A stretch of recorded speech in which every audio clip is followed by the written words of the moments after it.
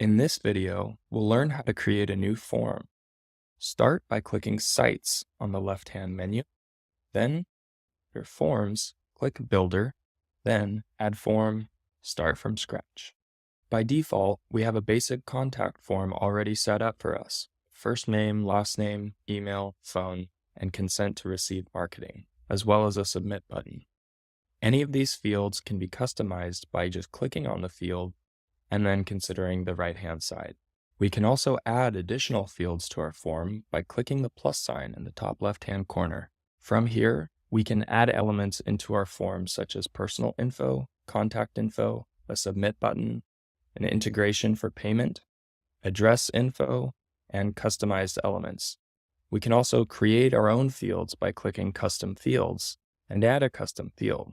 When creating a new custom field, you have a few options for how you want that field to look.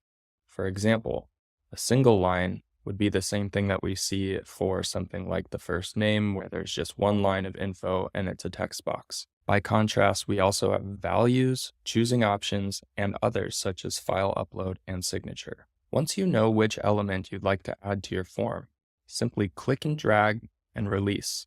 We also have the ability to add conditional logic by clicking this icon in the top left-hand corner. We start by setting our if condition. Choosing from one of the fields in our form, we set the condition for what it needs to be in order to trigger the conditional logic. We can have multiple conditions for the logic via and or functions, but once we have our condition set, the then function will allow us to designate what action we would like the logic to take. On the right-hand side, we have another menu that allows us to select from different style options, or we can choose from a preset theme. We have the option to rename our form, as well as decide what we would like to happen when the form is submitted. In this menu, we can also add a Facebook Pixel ID, set Facebook Pixel events, and we have a couple extra settings such as sticky contact, GDPR compliant font, and time zone enabling. Lastly, the bell icon in the top left-hand corner will allow us to set up notifications so that an email is sent every time the form is filled, and/or we can send an automated email to the person who submits the form, assuming that we've gathered their email information. You can change the title of your form simply by clicking at the top and changing the title. Once you're satisfied with your form, click Save in the top right-hand corner.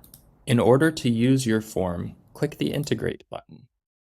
From here, we can select the Embed Layout type, trigger activation and deactivation options, and then we can either copy the form link directly, or we can copy the embed code so that we can embed our form on another website. Once you've integrated your form, go ahead and click Done. That's all for this video. We'll see you in the next one.